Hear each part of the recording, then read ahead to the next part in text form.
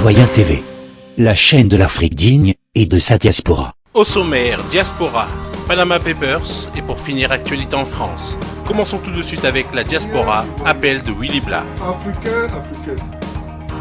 Le président Laurent Gbagbo a encore besoin de nous. La première dame, Simone Gbagbo, a encore besoin de nous. Le ministre Blé Boudé a encore besoin de nous.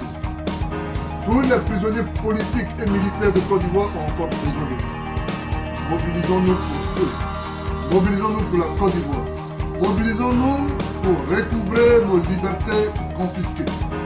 Mobilisons-nous dans ce formidable travail d'éveil de conscience pour dire la vérité sur la triste réalité de la Côte d'Ivoire qui est devenue aujourd'hui une prison à ciel ouvert.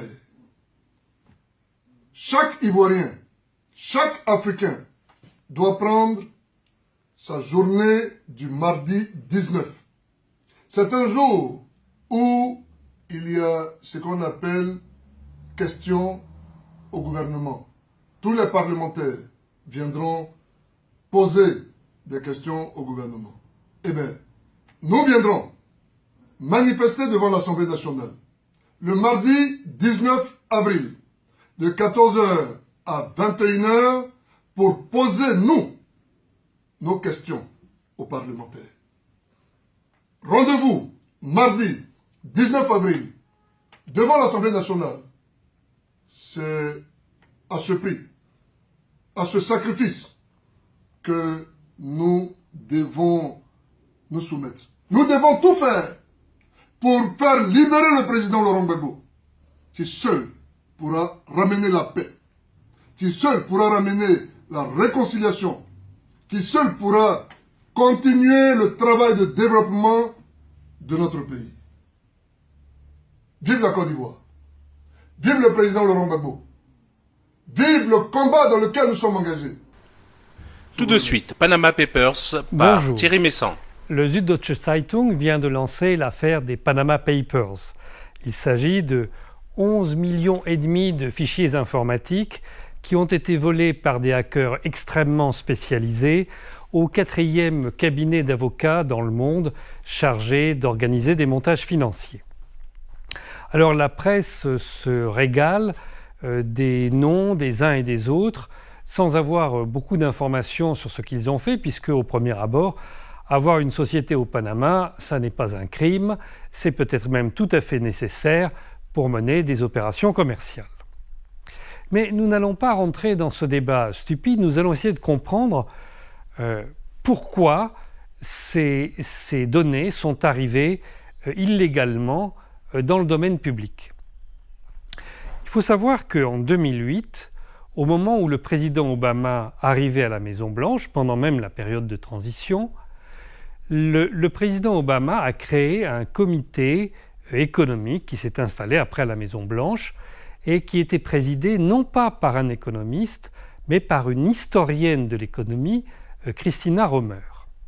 Selon cette dame, lorsque les États-Unis ont traversé la terrible crise économique de 1929, ce n'est pas le New Deal du président Roosevelt et ça n'est pas non plus la Seconde Guerre mondiale qui leur a permis de s'en sortir. Mais à partir de 1936, compte tenu de la montée des périls en Europe, les capitaux européens ont commencé à migrer vers les États-Unis. Et c'est l'afflux de ces capitaux qui a permis à la machine de redémarrer aux États-Unis. Alors bien sûr, c'est une théorie qui peut vous sembler bizarre parce qu'elle n'est pas enseignée habituellement dans les universités, mais cette théorie est beaucoup plus étayée que les deux précédentes, et même si certainement tous les facteurs se sont mélangés, ce facteur-là est sans aucun doute le plus déterminant.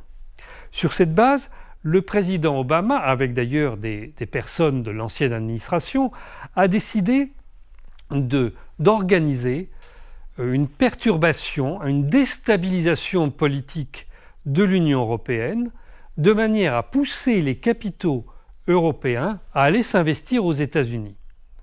Donc pour ça, il a commencé dès décembre 2008 à organiser des émeutes en Grèce à la suite de la mort d'un jeune homme qui avait été tué par la police.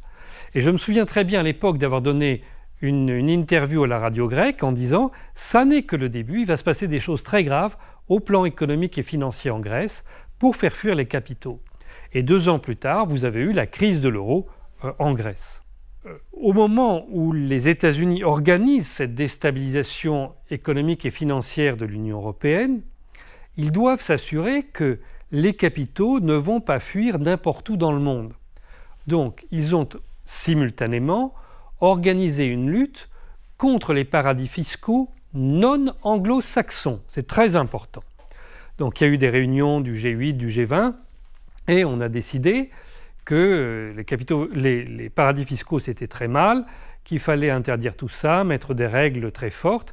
Cependant, ces règles ne s'appliquent pas aux principaux paradis fiscaux qui dépendent du Royaume-Uni, des États-Unis et éventuellement des Pays-Bas. Chaque paradis fiscal a un statut juridique extrêmement saugrenu, tout à fait particulier, qui lui permet d'échapper au droit commun.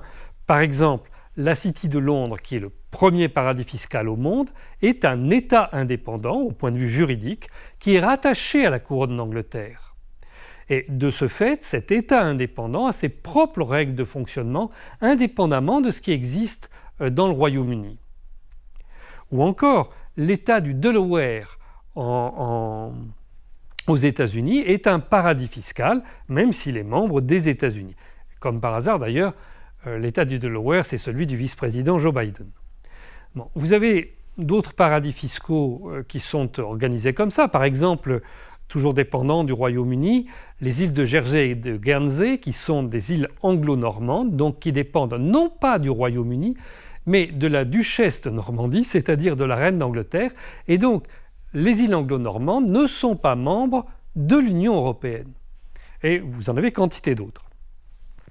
Donc, toujours est-il que aujourd'hui, il n'y a pas de différence entre un paradis fiscal et une zone franche, sinon l'endroit où s'exerce ce droit. Donc, dans les documents qui ont été diffusés, on a pointé du doigt le président Poutine, le président Bachar el-Assad et le président Porochenko. Donc, ça prouve déjà que Porochenko, il va être évacué. Pour ce qui est de la Syrie, bien évidemment que des proches du président Assad ont créé des sociétés financières au Panama. Sans ça, comment vivrions-nous ici, puisque nous sommes sous l'objet de sanctions internationales? Il est donc nécessaire, indispensable pour la survie du pays, de créer des sociétés offshore. C'est également le cas du Hezbollah qui apparaît dans ces documents.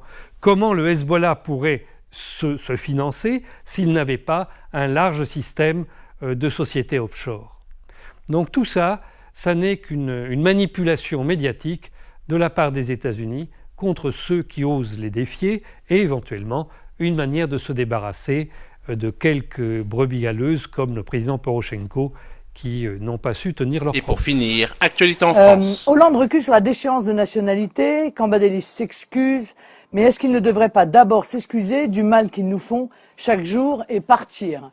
Oui, nous sommes assez nombreux, je crois, qui espérons que ce quinquennat, que sa fin en tout cas arrive vite. Et j'avoue que dans cette opération sur la déchéance de la nationalité, le président de la République vient de subir un échec historique. Il s'est proprement ridiculisé.